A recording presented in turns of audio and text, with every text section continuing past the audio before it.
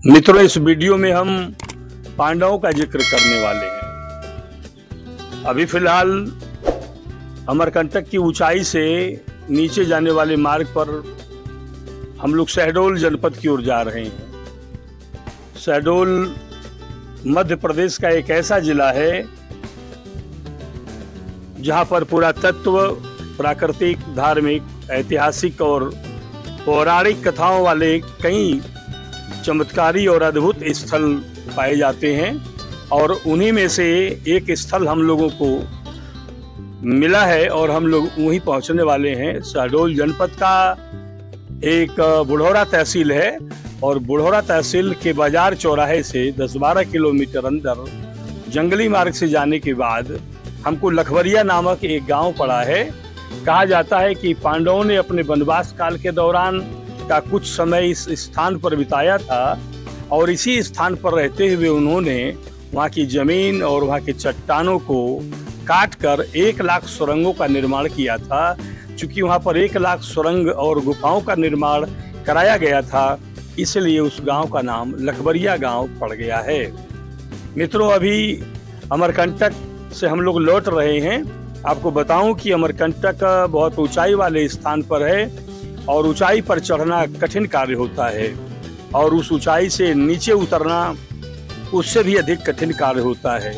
तो हम लोग 2 दिन के प्रवास में अमरकंटक में रह करके वहाँ के माँ नर्मदा का उद्गम स्थल, सोनभद्र, जूहिला आदि नदियों का उद्गम स्थल के अलावा हमने वहाँ पे माता नर्मदा नदी का उद्गम स्थल भी दिखाया और वहाँ के सारी तथ्यपरक चीज़ों को दिखाने के बाद अब हम लोग वापस आ रहे हैं सीतामढ़ी के रास्ते। लेकिन जैसे ही हमें जानकारी मिली कि यहाँ बीच में किसी स्थान पर पांडवों के रुकने की जगह है तो हम लोग स्वयं को रोक नहीं पाए और यह देखिए, बुढ़ौरा तहसील से 10-12 किलोमीटर जाने वाले मार्ग पर अब हम लोग आगे बढ़ेंगे जो कि लखवरिया गांव की ओर ले जाएगा और लखवरिया गांव में पहुंच करके हम पुरातन समय का एक ऐसा दर्शन करेंगे जो हमें रोमांचित कर देने वाला है और पांडवों के दुख भरी स्मृतियों से भर देने वाला है।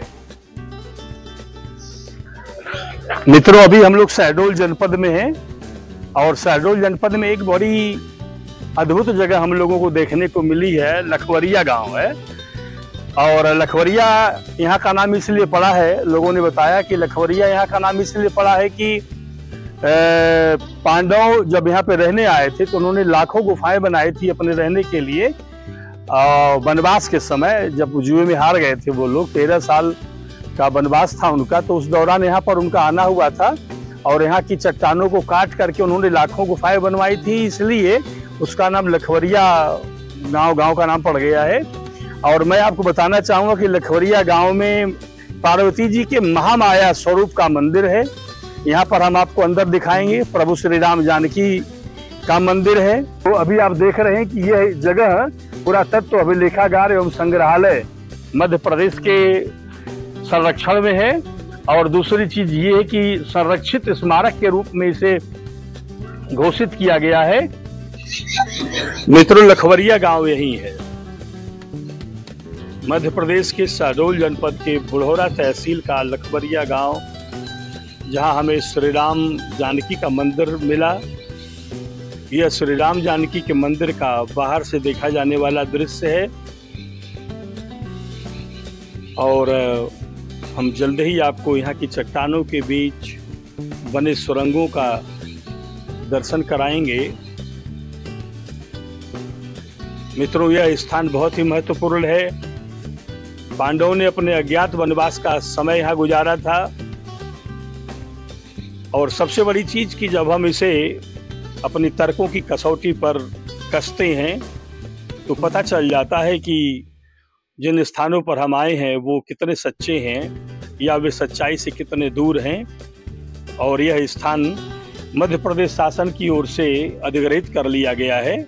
ये राज्य स्मारक के रूप में घोषित संपत्ति है। और यहाँ पर आकर के हमने जो देखा वो मनुष्य के बस की बात नहीं है, बहुत पुराने समय की बात है।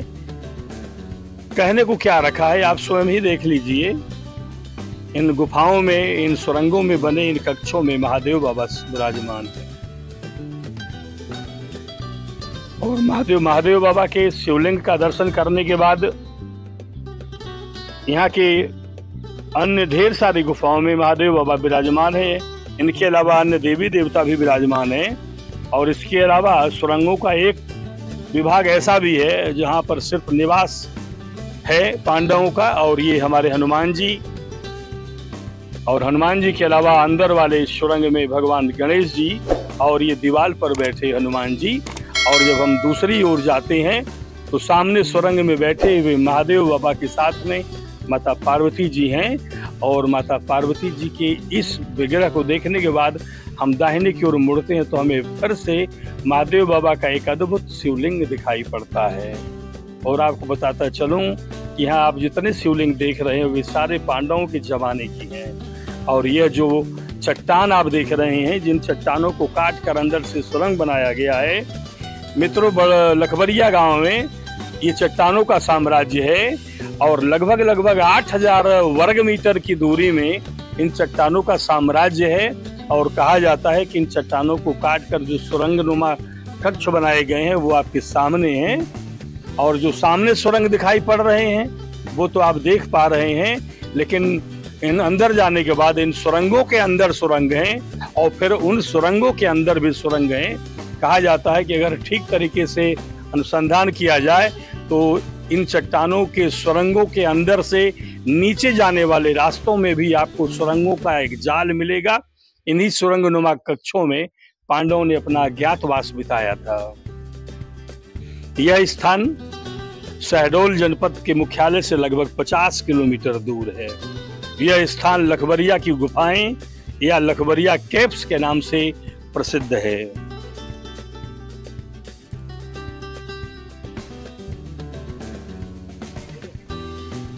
लाल बलुआ पत्थर के बने हैं ये चट्टानें। इन चट्टानों का निर्माण प्राकृतिक है, लेकिन ये चट्टानें जो हैं लाल बलुआ पत्थर की हैं। यहाँ पर आपको अर्धनारेश्वर महादेव बाबा का विग्रह भी दिखाई पड़ेगा। यहाँ माता की रसोई के अलावा राधा कृष्ण मंदिर भी आपको देखने को मिलेगा। मित्रों, कई सदी पुरानी लखबरिया की गुफाएं जिनकी ख्याति दूर दूर तक फैली हुई है, आज वही गुफाएं संरक्षण के अभाव में अपने अस्तित्व की लड़ाई लड़ रही हैं। उनका संरक्षण नहीं हो पा रहा है। मैं साफ साफ बताऊं कि यदि इनका संरक्षण ठीक प्रकार से नहीं किया गया तो जल्द ही वो समय आएगा जब लखबरिया की ये महान और महत्वपूर्ण गुफाएं इतिहास के पन्नों में दर्ज होकर रह जाएंगी। और एक सुरंग यह भी देख लीजिए, और इन सारे सुरंगों में ताले बंद हैं, लेकिन हम बाहर से आपको यह दृश्य दिखा रहे हैं। और थोड़ा सा साफ दृश्य ये देखने को मिला है कि अंदर हमको कक्षनुमा जगह देखने को मिली है। और संजोग देखिए कि यहाँ का ताला खुला हुआ है। हमारे कैमरामैन को अंदर जाने का अवसर मिला है। और ये देखिए सुरंग है, और इन सुरंग के अंदर भी सुरंग है। और ये देखिए दूसरी सुरंग है, ये और देखिए अंदर की सुरंग है। आप कल्पना कर सकते हैं कि इन सुरंगों के अंदर सुरंग। मैं तो ये कहना चाहूंगा कि ऐतिहासिक और धार्मिक महत्व वाले इस स्थान मतलब लखबरिया की गुफाएं ऐसी हैं कि अगर इनको पर्यटन के तौर पर विकसित कर दिया जाए तो शायद लखबरिया के इन्हीं विशेषताओं के कारण शहडोल का नाम दूर दूर तक प्रसारित हो जाएगा। ऐसा समय आ सकता है कि लोग शहडोल कभी आएंगे तो लखबरिया की इन गुफाओं को ही देखने के लिए आया करेंगे, क्योंकि पांडवों का अस्तित्व प्रतीत होता है और ये प्रभु श्री राम जानकी का मंदिर है। और राम जानकी मंदिर के बाहर से हम मंदिर को दिखाने का प्रयास कर रहे हैं। और थोड़ी दूर आगे जाने पर ये शनि देव बाबा का मंदिर है। कहते हैं कि जब ग्रह नक्षत्र खराब होते हैं लोग शनि बाबा की शरण में जाते हैं और शनि बाबा की आराधना करने से सारे संकट दूर हो जाते हैं। लोगों का मानना है कि अगर इन गुफाओं के नीचे या आसपास की जमीनों को यदि खुदाई कराई जाएगी तो उनको और सुरंग देखने को मिलेंगे। यह एक बढ़िया मंदिर है। मंदिर के दाहिनी तरफ देखिए माता सरस्वती जी विराजमान है और दूसरी तरफ देखेंगे तो भगवान गणेश जी विराजमान है। माता सरस्वती और भगवान गणेश के बाद ये देखिए महादेव के दो शिवलिंग और बाहर छाए पत्थर के बने हुए गज की मूर्ति है। और जो चीज मैं आपको दिखाना चाहता हूँ वह आपके सामने है माँ पार्वती का ये महामाया स्वरूप। माता पार्वती अपने महामाया के स्वरूप में ही पवन सुत हनुमान जी की पूंछ में विराजमान रहती हैं। मित्रों, पार्वती जी के महामाया के इस स्वरूप का दर्शन बहुत कम देखने को मिलता है। पूरे भारतवर्ष में इतने दिव्य विग्रह, माता पार्वती के महामाया स्वरूप का इतना मनोरम विग्रह बहुत कम देखने को मिलता है। माँ पार्वती जी के महामाया स्वरूप के बाद अब हम आपको दिखाते हैं माता महाकाली के दिव्य विग्रह का दर्शन। और माता महाकाली हर तरह से अपने भक्तों को ऊर्जा और शक्ति प्रदान करने वाली हैं। तो मैं आपसे आग्रह करता हूं। और यह देखिए भगवान महादेव के अर्धनारेश्वर हैं और महादेव के अर्धनारेश्वर वाले सुरंग में जब हम प्रवेश करते हैं तो यहाँ पर आपको महादेव बाबा के दो अद्भुत और स्वयंभू शिवलिंगों का दर्शन करने को मिलेगा। मित्रों, आप हमारे साथ बने रहें। परमात्मा की सैर चैनल को अधिक से अधिक सब्सक्राइब करें। भगवान के प्रेम में डूब जाने के लिए और भगवान की भक्ति का आनंद लेने के लिए परमात्मा की सैर चैनल को अधिक से अधिक शेयर करें, लाइक करें और कमेंट करें। अभी तक आप लोगों का सहयोग जिस तरह से भी हमको मिला है उसके लिए मैं आप लोगों का बहुत बहुत आभारी हूं। तो आगे की यात्रा में हम फिर कुछ अद्भुत दिखाएंगे, अनोखा दिखाएंगे। तब तक के लिए जय जय सिया राम।